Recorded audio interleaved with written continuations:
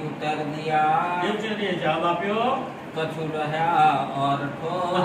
આ બાજુ તો ઓછું થઈ ગયું પણ જો આ બાજુ દુખે છે फिर दूसरी जाकर मूल પછી में બીજી જાંગના મૂળની અંદર दे पाव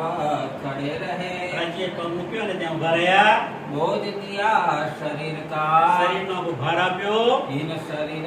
पर दे દેવચંદ્રના શરીર ઉપર फिर पूछा क्या खबर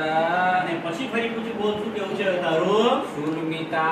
आकार અને શરીરમાં જે વેદના થતી દુઃખ હતું એ કે મટ્યું થોડું આરામ થયો तब उठ खड़े भय श्री देवचंद्र जी ત્યારે દેવચંદ્રજી એમને મનમાં થોડી સારું લાગ્યું એટલે ઊભા થઈ ગયા ऐसा किया અને विचार મનમાં વિચાર કર્યો पिछोड़ी कमर बंधाई के એમની જે પિછોરી હતી એ કમરે બંધાવી દીધી बोझ बांधा अपनी पीठ पर રાજ્યની પોતાની પિછોરી હતી જે પાથરેલી એ લઈ અને દેવચંદ્રજી આપી લે તું કમરે બાંધી દે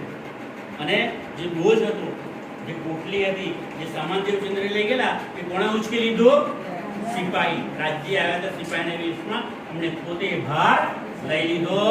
तब जाना श्री देवचंद्र जी ત્યારે દેવચંદ્રજીએ જાણ્યું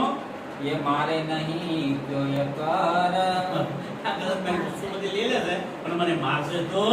નહીં बंदी खाने रख के તો બહુ તો શું કરશે એની ઘેર લઈ જશે એમ કેદખાનામાં પૂરી દેશે करेगा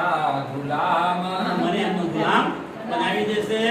मारने से तो बचाया તમારી પાસે કામ કરે ભલે મરવાથી તો બચી ગયા માર ખાવામાંથી તો બચી ગયા अब क्या करावे काम કોઈ જોઈએ છે કે લઈ જશે તમારી પાસે શું કામ કરાવડાવે છે मिल दो यहाँ से चले પણ એ બંને અહીંયા રણમાં ચાલી નીકળે છે राह में अतजोर જોરથી ચાલે છે ઉતાળે પગલે लगे बात लौकिक पूछने હવે જે સિપાહીના વેશમાં રણજી આવ્યા છે એને લૌકિક એટલે દુનિયાની વાતો પૂછે છે कहो कौन तुम्हारो ठोर તું ક્યાંથી આવે છે नाम माता को पूछा તારી માતાનું था નામ શું છે और कुटुंब તારા परिवार કુટુંબમાં અને પરિવારમાં કેટલા સભ્યો છે ताको उत्तर देत એ બધાના है દેવચંદ્રજી એમને જવાબ આપે છે चले जाए तीन लार અને તેમની પાછળ ચાલ્યા જાય છે देवचंद्र जी उत्तर दियो દેવચંદ્રજી એમના જવાબ આપે છે रहे उमरकोट गाम કે હું એક ઉમરકોટ ગામનો વતની છું मत मेहता जो पिता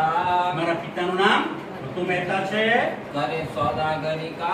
काम અને સોદાગરી અને વેપારનું કામ કરે છે ઊંટ અને ઘોડા વેચવાનું અને લેવાનું કામ કરે છે फिर खबर